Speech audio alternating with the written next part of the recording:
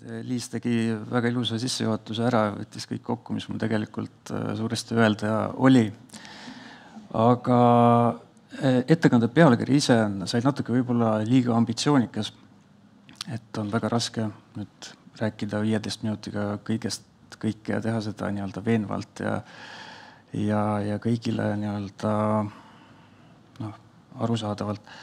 Aga üks taust, võib-olla nii-öelda peamine ajend tänaseks ettekandeks ongi see, et ühelt poolt meil kindlasti oli hiljuti Tai tervise aastaraamatu, mida te kõik saite ka vaadata, avaldamine, aga nädal enne seda oli siis täiskasvanud rahvastiku tervisekäitumise uuringu 2024. aasta kogumiku siis avaldamine ja sellega seoses ongi võib-olla hea vaadata just eelkõige neid käitumuslikke aspekte, aga kindlasti me kõiki käitumuslikke tegureid sellesse vähiriski põimida ei jõua. Et mida võiks teha, vaatame natuke siis tervisekäitumise ja tervisekaotuse seost nende andmete pealt, mida meil kasutada on. Ja siis TKU puhul ehk täiskasvanud rahvastiku tervisekäitumise uuringu puhul keskenduks eelkõige siis suitsetamise, alkoholi ja liigse kehakaalu teemadele. Nüüd, kui mõelda vähi tervisekaotusele, siis maailma haiguskoormuse uuringu ehk Global Burden of Disease uuringu järgi umbes 30% on siis vähemalt Eesti puhul omistatav siis käitumuslikke riskiteguritele. Et see kordaja tali, mida siin kirjas, et see on siis vaevuste tõttu kaotatud eluaastad ehk et haiguskoormus, mis on siis suremuskaotuse ja tervisekaotuse summa. Ja kui nüüd vaadata meestel, eks ole, et meestel on see käitumuslikele teguritele omistatav tervisekaotus siis suurem, 37%, naistel 22%, aga siiski enam kui viiendik, piltlikult öeldes iga viies või iga kolmas vähk võiks olla siis kaudselt seotud mõne käitumusliku riskiga. Ja paikmete järgi taas, et meestel-naistel on siis käitumuslike tegurite osakaal erinev, näiteks üleval nurgas kopsuvähi puhul, eks ole, et ilmselt on suitsetamine see, mis meestel selle arvestatava osa tumedaks värvib. Kui nüüd vaadata, kuidas on see ajas muutunud, et need samad GBD andmed võimaldavad siis küllalt kenasti püüda kirjeldada vähemalt nende mudelite eelduste põhjal, et kuidas on need ajalised trendid muutunud. Et Eesti puhul me selgelt näeme, et Eesti on siin üleval selle tumedamaga, see on väga keeruline siit leida ühesõnaga, et me näeme, et võrreldes lähiriikide Läti ja Leeduga on meile nii-öelda see käitumuslikele teguritele omistatav osakaal siis nagu vähenenud, mis on kindlasti hea uudis, aga jällegi, et võrreldes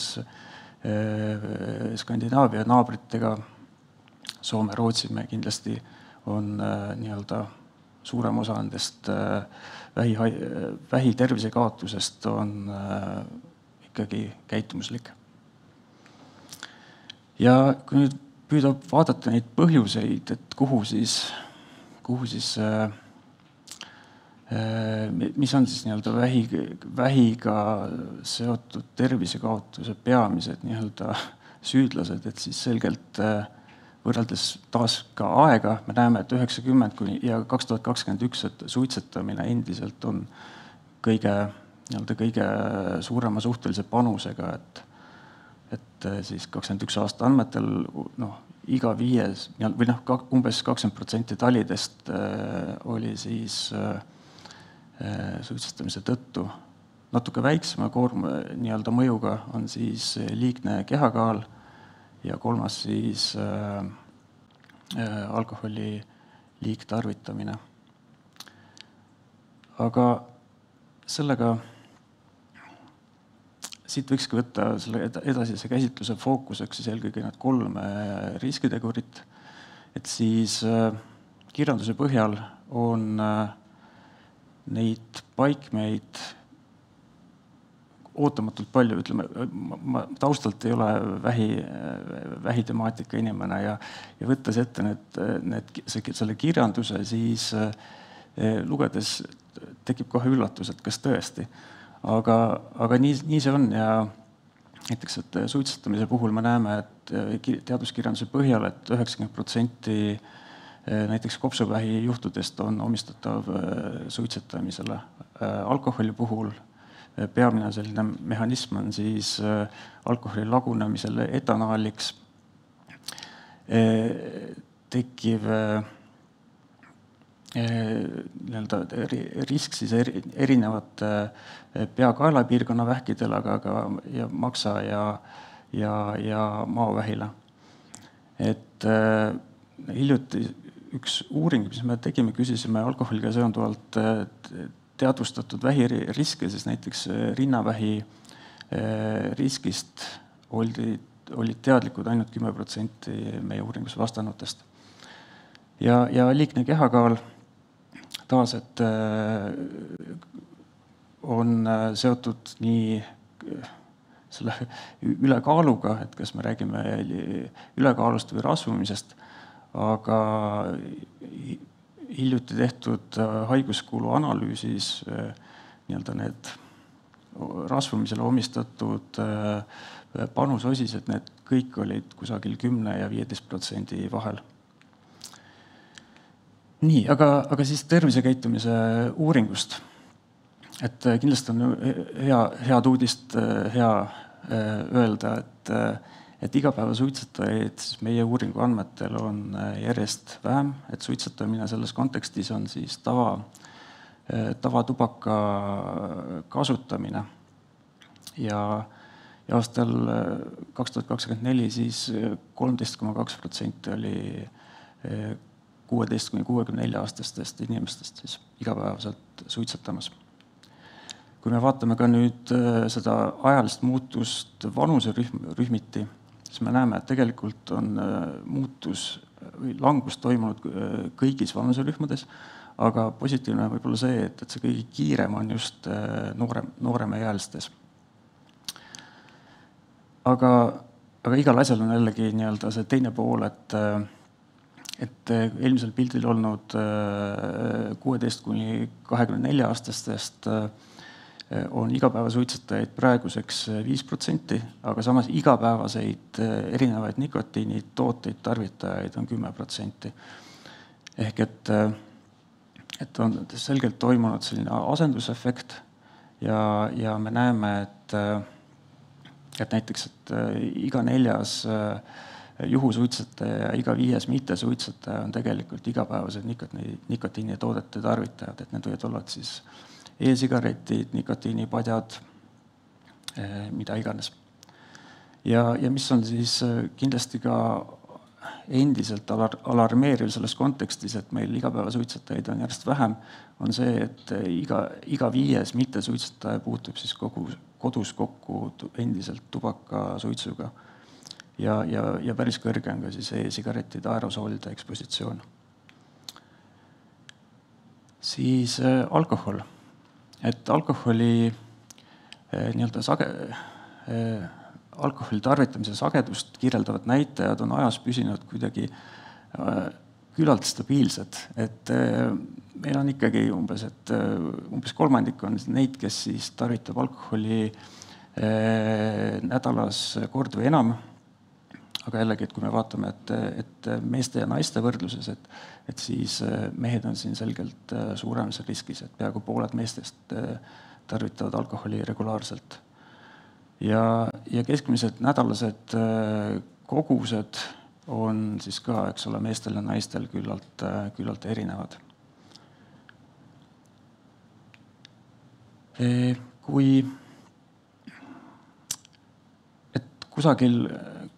me loeme lehest või kuuleme, et meil on alkoholi kogutarbimine elaniku kohta 10,9 liitrit, et siis me alati tekib selline nagu peas selline püüd arvutada välja, et kuhu see kaob, eks ole, et 15 pluss elanikud ja kui igaüks neist joob ära 10,9 liitrit absoluutalkoholi. Et nüüd püüdes seda sama uuringu andmetelt nii-öelda arvestuslikult siis leitud tarvitamist taandada siis aastaseks tarvitamiseks, me näeme, et need, kes meie uuringus on riskitarvitajad, et nende aastane alkoholi kogus oleks 13,2 liitrit, ehk et natuke rohkem kui see 10,9. Naistel 7,8, aga siiski, et kui neid riskitarvitajaid on umbes iga 5 täiskasvanu, siis tekib ikkagi nii-öelda puudujääk, ehk et tegelikult on see küsitlusuuringu kontekst alkoholi puhul natuke petlik, et me ei saa alati seda päris õigeid ja täpseid andmeid. Ja ka rasvumise ja kaalu teema, et siin on taas selline indikaator, mille puhul on väga lihtne rääkida positiivselt kasvavast trendist, mille tähendus tegelikult ei ole positiivne. Et siin võib-olla alumisel joonisel, kui me nüüd võrdleb neid tumedaid ja heledaid tulpasid, ehk et nii-öelda tinglikult siis 10-aastast muutust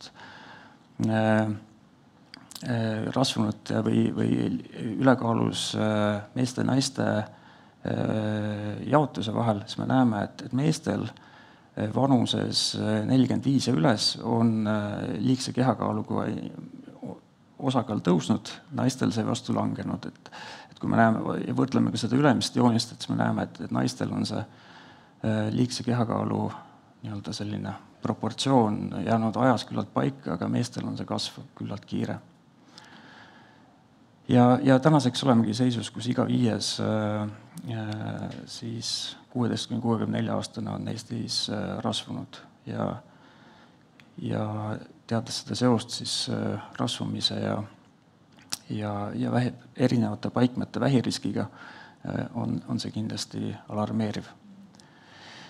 Kui nüüd vaadata ka selle ülekaalu kaalu, ehk et kui palju, me räägime rasvunutest, me räägime ülekaalus inimestest, aga et kui palju on siis keskmiselt ülekaalus või rasvunud inimene kaalu mõttes. Et selgelt on selline vanuseline gradient, aga kui me jätame selle kõrvale ja vaatame ainult nii-öelda seda ülekaalulist või rasvunut, et siis ülekaaluline tähendab keskmiselt +7 kilo, aga rasvumine tervelt 29 kilo, et seda on kuidagi väga palju.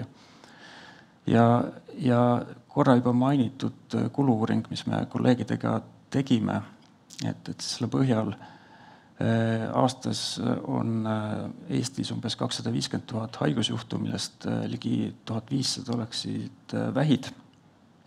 Ja siis eelkõige vähijuhtudega seotud aastane ravikulu oleks siis 8,1 miljonit eurot, et seda on päris palju.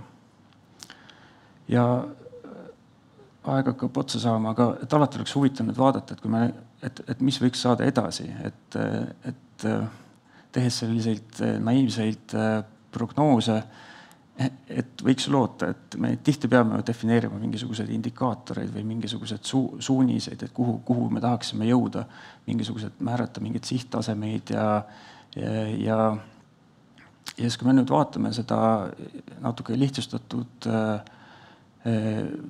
võimalikku trendi järgmiseks 10 aastaks, me näeme, et tegelikult see alkoholi selliste regulaarsete tarvitajate osakaal võiks jääda rahvastikus küllalt samaks.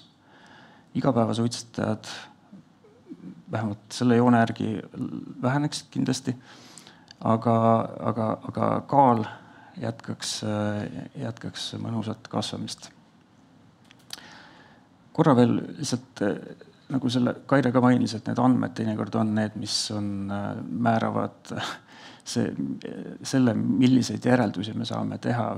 Et see on 2 sellist näidet, et kui me nüüd vaatame igapäevaseid nikotiinitoodete tarvitajaid, et siin vasakul, et kui me võtame nüüd selle mudeli aluseks pikema trendi 2012–2018, et siis nii-öelda prognoos edaspidiseks oleks selgelt langev.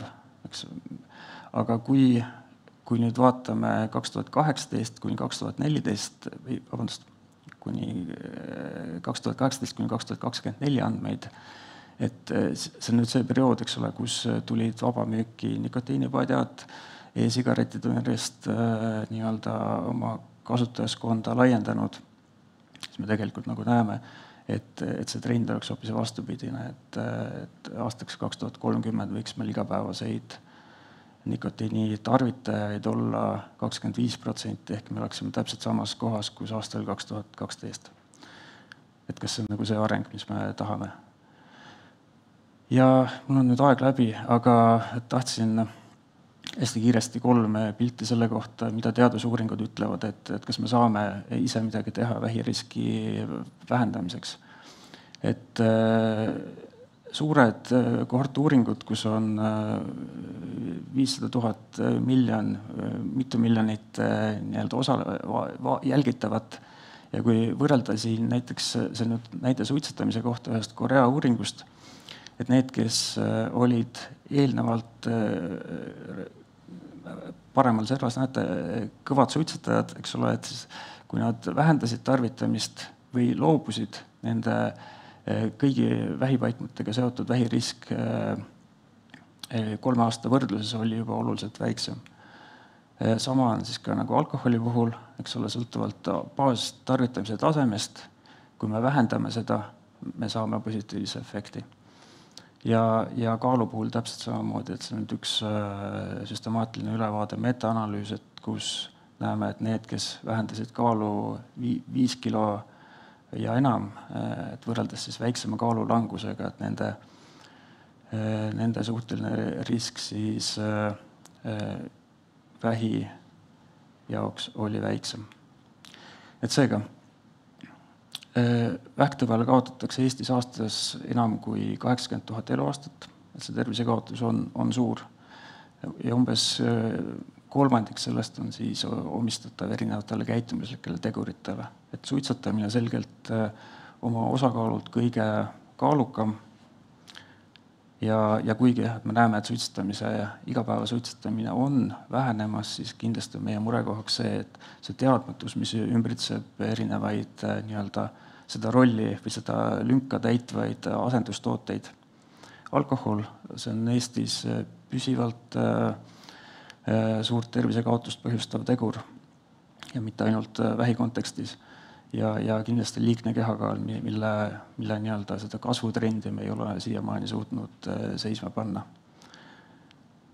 Ja kokkuvõttes et positiivne sõnum kindlasti on see, et see käitumise muutus on vajalik ja see on nagu vähim, mis me ise ära saame teha. Aitäh!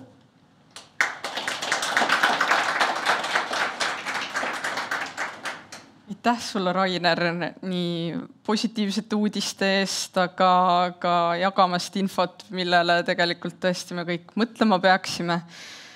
Et sinu esitlusest tuli selgelt välja, et need tervisekäitumise teemad, mida me vähi kontekstis millele me peaksime mõtlema, on sisuliselt suitsetamine, kehakaal, alkohol.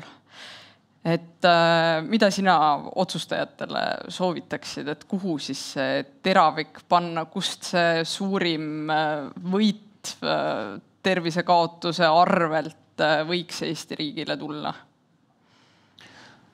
Seda nüüd ei tahaks ju omistada, et üks tegur on, nii-öelda üks käitumuslik aspekt on tähtsam kui teine, et me võiksime neid püüda vaadata neid komplektina, et vähendades näiteks kirjandus osutab väga selgelt, et vähiriski kontekstis alkohol ja suitsetamine, eks ole, nad on üksteist nii-öelda täiendavad tegurid. Et tuleb seada kindlasti eesmärgid, mis on teostatavad ja millel on nii-öelda selline, me võime ju teada, et milline see nii-öelda oodatav tulem, aga kindlasti peab meil olema tahet seda teha, et näiteks alkoholistrateegia kindlasti on nagu selline dokument, mille käiku minek aitaks kaasa vastava tervisekaotuse vähendamisele. Ja sa ju ka analüüsisid tegelikult koos WHO kolleegiga seda, kuidas rohelise raamatu, alkoholipoliitika rohelise raamatu siis nii-öelda käigus hoidmine tõesti parandas Eestis olukorda ja kui nendest meetmetest loobuti, siis pilt kohe ka halvenes. Praegu on ka need arutelud alkoholi osas, et on sul siin ka mõni soovitus? Et mida sa sellest analüüsist kas või nägid, et mis see selline nõks võiks olla, et mida ikkagi Eesti ühiskond võiks nii-öelda muudatusena aktsepteerida? Selgelt see ei ole väga populaarne teema ja need otsused ei ole lihtsad, aga jällegi see valem ei ole ju keeruline, et mida see maailma kogemus ja ka kirjandus näitab, on see, et nii hind kui erinevad kättesaadavuse piirangud, et ei tahaks küll öelda, et piirangud on nagu lahendus, aga mingites olukordades on need vajalikud ja ma arvan, et alkohol ja alkoholi tervisekahjud kindlasti on nagu see, et kus ilma riikliku regulatsioonita ei saa, et selline nii-öelda vaba see on kindlasti vajalik.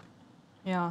Et tegelikult siin ju slaidilt oli ka selgelt näha, kuidas tõesti keskkond mõjutab seda, milline meie rahvastiku tervise käitumine on, et need uued nikotiini- ja tubakatooted turule tulid ja koheselt oli ka hüpe ja sa rääkisid sellest asendusefektist, et siiamaani me olemegi harjunud ju vähiriski ja üldiselt terviseriskide kontekstis rääkima tubaka tervise mõjust, et kas sa oled ka vaadanud sinna sisse, et kas juba on teada, kuidas tegelikult e-sigarettide, nikotiinipatjade selline mõju tervisele kogu rahvastiku kontekstis on ja kas sellel on ka vähile mingi mõju juba näidatud? Ütleme, et vähiriski kontekstis minu teada taas, et võib-olla ei ole sellest kirjanduses hetkel nii kursis, aga et minu teada veel ei ole. Aga taas, et see on küllalt hiljuti tulnud turule ja ongi võib-olla väär või nii-öelda liiga optimistlik loota, et need uuringud kohe tuleks, et need, see lihtsalt eeldab natuke rohkem aega, aga küll nad tulevad ja see tõendus kindlasti on väga vajalik. Aga võib-olla siis on juba natuke hilja, kui see kokkupuude on juba olnud. Aitäh sulle. Ühesõnaga, sellel teemal hoiame kätt pulsil, et kuidas need asjad arenevad. Suur tänu, Rainer!